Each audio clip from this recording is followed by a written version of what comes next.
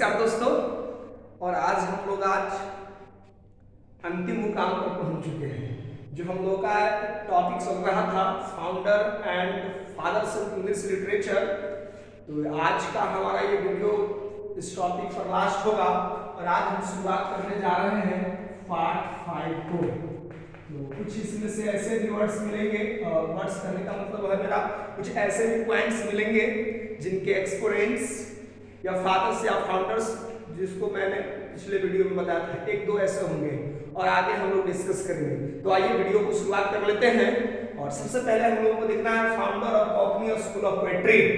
तो Cockney school of poetry की जब हम बात करते हैं तो हमारा साहब जो है विलियम हैजलिट, हमें याद रखना है कॉकनियर स्कूल ऑफ पोएट्री में जो बड़ा नाम आता है वो है विलियम हैजलिट के, ये है इसके फाउंडर। और ग्रेवयार्ड स्कूल ऑफ पोएट्री की हम बात करेंगे तो थॉमस ग्रे, और graveyard school of poetry Thomas Gray के ये फाउंडर है। और थॉमस ग्रे का एक फेमस इलीजी है, जिस इलीजी का नाम है इलीजी रिटेन ऑन कंट्री चर्चयार्ड। तो इलीजी दोस्तों एक तरह के पोएम होता है, जिसमें हमने आपको बताया था कि इलीजी क्या होता है, किसी की डेथ के उपरांत जो हम कविता लिखते हैं वो पोएट्री हमारा क्या कहलाता है, इलीजी। तो इलीजी लिखने कई सारे इलीजी हैं। वाल्ट व्हिटमैन का इलीजी सबसे फेमस है, ऐसा नहीं है, और भी कई राइटर्स ने इलीजी पढ़ के लिखे हैं। सबसे वाल्ट व्हिटमैन जिसको हमने बताया था वो कैप्टन माय कैप्टन, ये काफी फेमस इलीजी है। और हमारे पुरिटन एज के मिल्टन, जिसको हम लोग कहेंगे जॉन मिल्टन ने भी एक इलीजी लिखा है जिसका नाम है लिसिडास, ठीक है ना। लिसिडास इनके एक दोस्त किंग एडवर्ड किंग पर इन्होंने क्या लिखा है, ये इलीजी लिखा है। तो दोस्तों हम याद रखेंगे टॉपिक से फाउंडर ऑफ ग्रेवयार्ड पोएट्री, तो नाम याद रखना है थॉमस ग्रे को। और आगे हम लोग बढ़ेंगे तो जो अगला नाम आता है हम लोगों को वो है जेंटल राइटर। जेंटल का मतलब सिंपली क्या होता है, नेक, ठीक है। तो जेंटल राइटर जिनको नोन किया जाता है, जेंटल राइटर नोन एज, वो है हमारे चार्ल्स नाम। तो हमने 1 और 2 को लास्ट क्लासेस में डिस्कस किया था और आज हम लोग शुरू करेंगे 3rd से। तो जेंटल राइटर किसको कहते हैं दोस्तों, चार्ल्स नाम को। तो आइए सबसे पहले जानते हैं चार्ल्स नाम के बारे में। चार्ल्स नाम है कौन, तो चार्ल्स नाम एक हमारे एसियस्ट है, ऐसे लिखते हैं एसियस्ट है, और साथ ही ये पोएट भी है। एसियस्ट के साथ साथ दोस्तों एक पोएट भी है, ठीक है ना। और इनकी 2 सबसे फेमस वर्क है, और वो सबसे फेमस चीज एक चीज पर मैं और बता दूं, यदि हम इनका चार्ल्स नाम का लाइफ स्पान की बात करें, कब जन्म हुआ, कब इनकी डेथ हुई, तो याद रखना दोस्तों 1775 में इनका जन्म हुआ था। और 1834 में 1775 से लेकर के 1834 ईस्वी तक। थोड़ा सा इससे रिलेट करके देखें तो हमारे एक नेचर पोएट है जिनको कहते हैं विलियम वर्ड्सवर्थ, और विलियम वर्ड्सवर्थ का जन्म 1770 ईस्वी में हुआ था और 1850 ईस्वी में इनकी क्या हुई थी, डेथ हो गई थी, ठीक है। तो ये चीज हमको याद रखना है, खैर अलग पॉइंट है, हम लोग बात करेंगे आज जिन पर, वो है हमारे चार्ल्स नाम को। तो चार्ल्स नाम को सबसे पहले हमने आपको बताया किस नाम से जानते हैं, जेंटल राइटर्स के नाम पर हैं कौन, तो एक इंग्लिश एसियस्ट है, पोएट्स हैं, जन्म हुआ 1775 में, 1834 में दुनिया को ले जाकर दिए। बात करते हैं इनके वर्क्स पे। तो वर्क्स इनका जो सबसे ज्यादा इंपॉर्टेंट है, जिनको इनको फेम दिलाया है, वो वर्क है essays on Iliya. Essay on Iliya Charles नाम का एक सबसे फेमस वर्क है। और इसके अतिरिक्त कुछ और वर्क की बात करेंगे दोस्तों, तो एक इनका और फेमस वर्क है tales from Shakespeare. Tales from Shakespeare, ये इनका वर्क है शेक्सपियर। और ये जो है अपनी सिस्टर, ठीक है, चार्ल्स नाम की सिस्टर का नाम है दोस्तों मैरी फ्लॉम, ठीक है ना। ये अपनी सिस्टर के साथ मिलकर के को-ऑथर हम इसको कह सकते हैं, मिल करके इन्होंने इस वर्क को लिखा था। कौन सा वर्क दोस्तों, टेल्स फ्रॉम शेक्सपियर लिखा गया है चार्ल्स नाम के द्वारा। चार्ल्स नाम को हम जानते हैं जेंटल राइटर के नाम से, एक एसियस्ट है, पोएट है, जन्म हुआ, देख सकते हैं, ये चीजें हमको याद रखना है। आइए दोस्तों तो बात करते हैं अगला, हम यदि बात कर ले prominent member of royal society, तो भला एक सबसे ग्रेटेस्ट क्रिटिक जॉन ड्राइडन को भला कैसे कोई भूल सकता है, ठीक है ना। और जॉन ड्राइडन कई मायने में हमारे इंपॉर्टेंट हो जाते हैं, क्योंकि जॉन ड्राइडन साहब जो है 4 नंबर को मैं एक्सप्लेन करूं तो सबसे पहले मैं आपको बता दूं जॉन ड्राइडन साहब को, ठीक है। तो जॉन ड्राइडन क्या थे, ये फर्स्ट इंग्लिश पोएट लॉरिएट थे, first poet laureate, first poet laureate, ये हमको याद रखना है चार्ल्स नाम जॉन ड्राइडन के बारे में, ठीक है ना। और इसके साथ साथ यदि और बात करेंगे इनके फेमस वर्क के हम यदि इंक्लूड करें जॉन ड्राइडन को, तो भला इनका जो सबसे फेमस वर्क है दोस्तों, वो फेमस वर्क है आप याद कर सकते हैं एसे ऑन ड्रामेटिक पोएसी, ये इनका सबसे फेमस वर्क है, एसे ऑन ड्रामेटिक पोएसी इनका फेमस वर्क है, हमारे हो जाएंगे जॉन ड्राइडन साहब का एसे ऑन ड्रामेटिक पोएसी इनका वर्क याद रखेंगे हम लोग, ये ज्यादा इंपॉर्टेंट हमारे हो जाएगा। अदर वर्क्स में हम लोग बात करेंगे तो मैक्लकनोई को भी हमको याद रखना है, मैक्लकनोई, ठीक है। और इनके वर्क में हम लोग दोस्तों बात करेंगे तो एब्सलोम एंड एचिटोफिल, ये भी नाम लिख देता हूं, एब्सलोम एंड एचिटोफिल, ठीक है, PHEL, एब्सलोम एंड एचिटोफिल इनका ये सारे फेमस वर्क है, याद रखेंगे। फर्स्ट पोएट लॉरिएट है, कौन है जी, तो prominent member of royal society John Dryden, 3 work मैंने आपको बताया, ऐसे बहुत सारे इन्होंने वर्क लिखे हैं, सबको बताना संभव नहीं है। तो आइए आगे हम लोग बढ़ेंगे, टॉपिक है हम लोगों का फाउंडर एंड फादर्स। तो जो अगला नाम हमें दिखाई देगा वो है, ये याद रखना है, मेटाफिजिकल वर्ड क्वाइन बाय, यदि हम क्वाइन करेंगे कौन से वर्ड को जी, मेटाफिजिकल को, तो नाम आएगा जॉनसन। जॉनसन को मैंने कब बताया था लास्ट वीडियो में पार्ट 4 में, जॉनसन को हम लोग डॉक्टर जॉनसन के नाम से जानते हैं, ठीक है ना। और डॉक्टर जॉनसन को हम लोग सिंपली कहते हैं सैमुअल जॉनसन, और ये फर्स्ट लेक्सिकोग्राफर थे, लेक्सिकोग्राफर कहने का मतलब क्या हुआ दोस्तों, ये सबसे पहले थे जिन्होंने क्या किया था, डिक्शनरी को कंपाइल किया था। जॉनसन साहब को याद रखना है। बात करते हैं हम लोग मेटाफिजिकल को, तो उसको बात करने से पहले एक टर्म है कि मेटाफिजिक्स वर्ड को किसने क्वाइन किया, तो वो है John Dryden. Metaphysics John Dryden, metaphysical Samuel Johnson. इस टर्म में हम लोगों को कंफ्यूजन नहीं होना। चलिए थोड़ी सी बात करते हैं मेटाफिजिक्स को लेकर के। मेटाफिजिक्स की दोस्तों बात करेंगे तो भला कैसे हम उस नाम को भूल सकते हैं जॉन डन साहब को, लेकिन मेटा का मतलब दोस्तों होता है बियॉन्ड, और फिजिक्स का मतलब आप समझिएगा फिजिकल वर्ल्ड जो आप देख रहे हैं। तो ये मेटाफिजिकल पोएट्री में जो हमारे प्रोमिनेंट राइटर रहे, पोएट हम लोग कहेंगे, तो सबसे पहले बड़ा नाम आता है जॉन डन का। इसके बाद हम लोग बात करेंगे जॉन डन के अलावा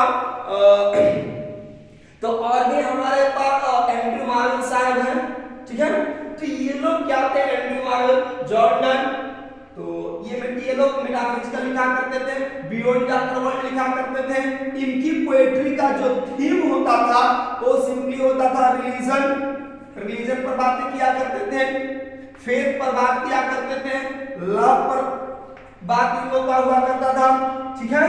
इन सारे पॉइंट्स पर ये लोग काफी डिस्कस किया करते थे। इनकी पोएट्री में विट का, विजडम का, भरभर का इस्तेमाल हुआ करता था। बहुत चालाकी पूर्वक ये लोग पोएट्री लिखा करते थे मेटाफिजिकल। तो ये चीज हम याद रखेंगे। जॉन डन साहब के उन्होंने बहुत फेमस वर्क लिखे हैं।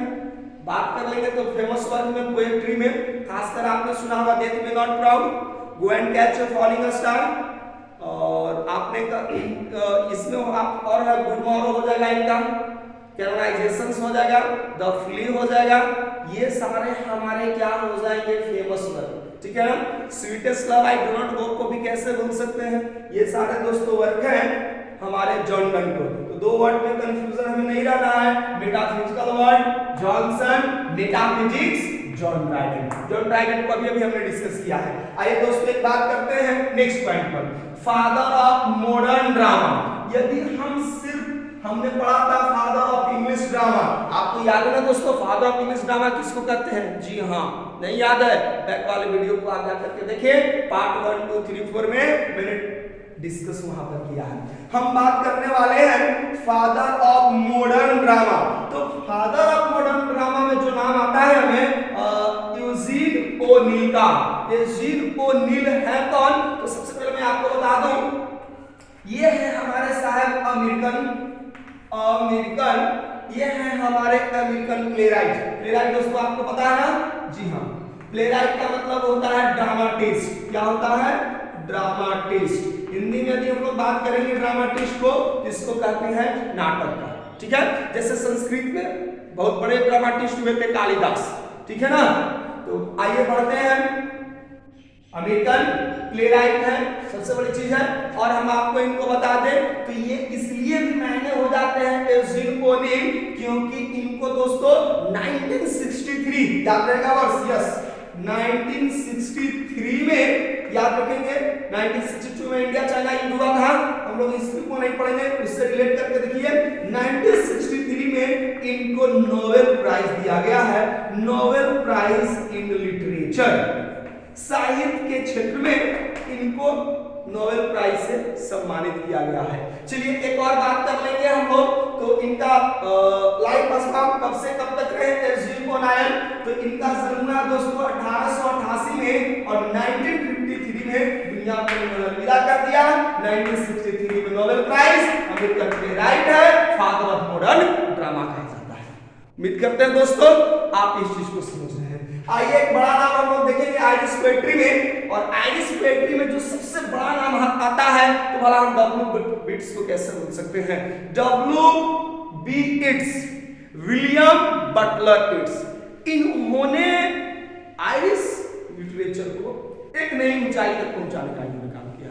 ठीक है दोस्तों, और ये जो है हमारे विलियम बटलर इट्स को हम जिसके लिए चलिए पहले इनको हम बताते हैं, इनका लाइफ टाइम क्या क्या है। तो डब्ल्यू बिट्स 9, ठीक है। तो डब्ल्यू बिट्स का दोस्तों जन्म हुआ है 1865 में और 1939 में दुनिया को अलविदा कर देंगे। याद रखेंगे कैसे दोस्तों? तो सेकेंड वर्ल्ड वॉर की शुरुआत हुई थी 1939 में और जो कि 45 तक चला था। तो आप यहां से इसको रिलेट करके देखें, विलियम बटलर इट्स 1865 टू 1939, ये है आयरिश पोएट। ये भी मैं मेंशन कर देता हूं, आप भूल ना जाए, ठीक है ना? तो ये है कौन? हमारे आयरिश पोएट। पोएट के साथ ही साथ दोस्तों ये कि हमारे क्या थे? ड्रामाटिस्ट भी थे। मैंने अभी बताया था ड्रामाटिस्ट किसको कहते हैं। जी हाँ, प्लेराइट को ड्रामाटिस्ट, जो ड्रामा लिखता है, ठीक है ना? तो आयरिश पोएट के साथ साथ ड्रामाटिस्ट हैं। चलिए कुछ हम लोग बात करेंगे। तो ये एक इनकी संस्था थी, एबे थिएटर की ये फाउंडर भी रह चुके हैं। एबे एबे थिएटर के ये हम लोग इनको फाउंडर रूप में जानते हैं। ऐसे तो आयरिश थिएटर, एबे थिएटर दो हैं। चलिए इनकी कुछ इंपॉर्टेंट वर्क्स हम लोग देखते हैं। इंपॉर्टेंट वर्क्स में हम बात करेंगे तो एक हमें पोएट्री जो कॉमन देखने को मिलती है, अंडर 10 के सिलेबस में बिहार बोर्ड हो या झारखंड भी हो या एनसीईआरटी हो, सीबीएसई में भी इनकी पोएट्री देखने को मिल जाती है। The lake I of Innisfree, ठीक है। इनिस्फ्री नाम का एक जगह है, वहीं पर इन्होंने जो नेचुरल सीन्स वहां पर दिखता है वहीं पर इन्होंने वर्णन किया है।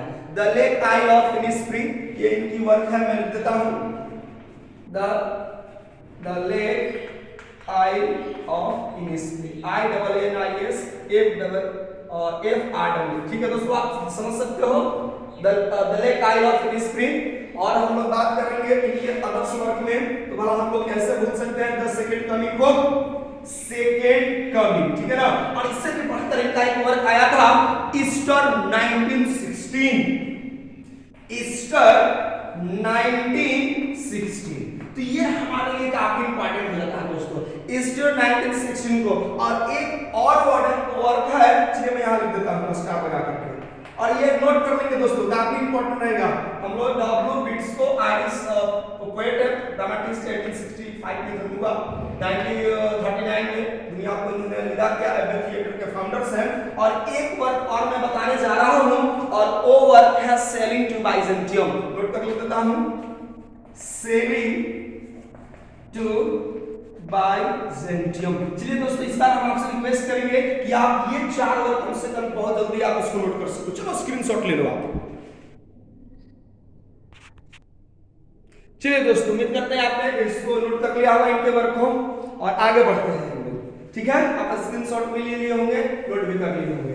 अगला जो हम लोगों को फाउंडर और फादर्स की लिस्ट में जो हमें नाम दिखाई देता है दोस्तों, चलिए आप भी देख रहे हैं, हम सिर्फ डिस्कस करेंगे इनके बारे में।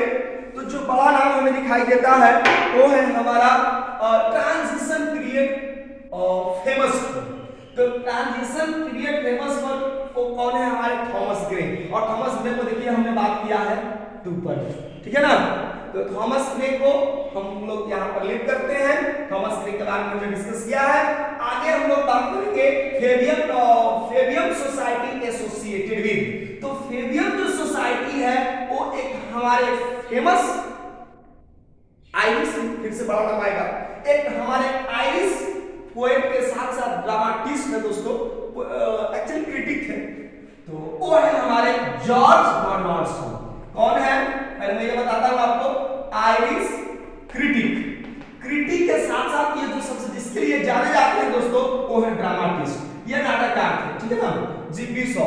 तो फेबियम सोसाइटी किससे जुड़ा हुआ है? एसोसिएटेड विद है, तो जीबी शॉ से, और दूसरा है हमारे एचजी वेल्स, ठीक है ना।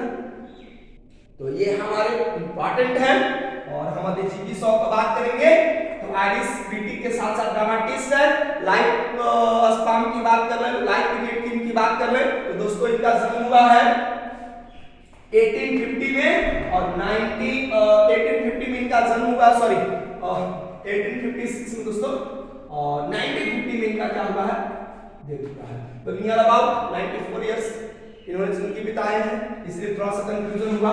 1850 में इनका जन्म हुआ है, 1950 में इनका दुनिया को इन्होंने अलविदा कर दिया, कंफर्म है, इसमें कोई डाउट वगैरह नहीं है। चलिए, ये बड़ा नाम इसलिए हो जाते हैं जीबी जॉर्ज बर्नार्ड शॉ दोस्तों, क्योंकि इन्होंने इनको 1925 में दुनिया की सर्वश्रेष्ठ हम कह सकते हैं जो अवार्ड है, जो हर लोगों का सपना होता है, वो है नोबेल प्राइज, ठीक है ना। तो Nobel prize in literature in scientific dramatist है, तो इनको इसी फील्ड में दिया जाएगा ना। जी हाँ, नोबेल प्राइज इन लिटरेचर से इनको सम्मानित किया गया दोस्तों, अवार्डित किया गया है 1925 में। और इनके वर्क का क्या कहना है? भला वो वर्क को कैसे भूल सकता है पिग्मेलियन वाली कहानी, ठीक है ना। तो इनके वर्क्स की हम यदि बात करें दोस्तों, कौन कौन से इनके बड़े वर्क्स में आएंगे बड़ा नाम, तो जो बड़ा नाम दिखाई देगा तो सबसे पहले मैं आपको बताता हूं, ये भी नोट कीजिएगा। सबसे बड़ा है पिग्मेलियन। पिग्मेलियन एक मिथ था जिसमें क्या था, एक मिट्टी का बनाता है और जो आर्टिस्ट होता है उसमें जो कलाकारी करता है उसी से उसको लव हो जाता है, एफेक्शन हो जाता है। और ये जो नॉवेल ड्रामा छपी थी, प्ले इन 1912 में ये पब्लिश हुई थी। Pygmalion by George Bernard Shaw and Irish playwright as well as critic, 1925 Nobel Prize से सम्मानित, 1856 year of birth, 1950 year of death। आइए नेक्स्ट अगर हम इनके वर्क की बात करेंगे तो जो अगला इनका वर्क है दोस्तों वो है मैन एंड सुपरमैन। तो आप भी पढ़ करके सुपर बन जाइए, सुपर बनिएगा, सबसे ऊपर रहिएगा। जो सुपर है वो सबसे ऊपर है। तो आगे हमें याद रखना है मैन एंड सुपरमैन। और इस बुक की हम पब्लिकेशन की बात करें दोस्तों तो 1903 में इस बुक का पब्लिकेशन हुआ है। इसी से मिलता जुलता नाम थोड़ा बहुत आप कह सकते हैं, याद रखना है, आर्म्स एंड द मैन, ठीक है। आर्म्स एंड द मैन इनकी एक अलग वर्क है और ये वर्क पब्लिश हुई है दोस्तों, हमारा आपको जानकर इनका ये पब्लिकेशन हुआ है, पब्लिश हुआ है 1890 में, ठीक है ना। देखिए 1850 से लेकर के 1950 तक इनका ये चीजें हैं। तो अगला एक वर्क और मैं नाम बताऊंगा उसको, और वो वर्क है कैंडिडा, काफी फेमस है वर्क। कैंडिडा जो है काफी फेमस है। इस वर्क को उन्होंने 1894 में ये भी वर्क एक ही ईयर्स में पब्लिश हुए। Arms and the man, Candida 1894, San Juan को भला कौन भूल सकता है, जिस बुक ने इनको एक नई पहचान दी। दोस्तों 1923 में इनका एक बुक पब्लिश हुआ था सेंट जोआन, और इसी बुक के लिए इनको 1925 में 2 वर्षों के बाद क्या हो गया था दोस्तों, इनको नोबेल प्राइज से सम्मानित किया गया था। इंपॉर्टेंट है तो याद रखिएगा। जो अगला हमें नाम दिखाई देता है सेंट, SAINT, सेंट जोआन, ठीक है, याद रखिएगा दोस्तों, JOAN। 1923 में यह बुक पब्लिश हुई थी। यदि आपको लिखने में भी प्रॉब्लम हो सकता है, सेंट जोआन तो 1923, और ये बुक है उनके लिए बड़ी सफलता लाई। सफलता को मैं डिस्कस कर चुका हूं। तो दोस्तों इस तरह से हमारा पार्ट 5 खत्म होता है, और फाउंडर्स एंड फादर्स का ये लिस्ट भी आज समाप्त होता है। चलिए आज मैं आपको सबको धन्यवाद करता हूं, और वीडियो को आप लाइक कर रहे हैं, पसंद करते हैं, साथ ही साथ शेयर करना दोस्तों नहीं भूलें, और इसके लिए सबको धन्यवाद।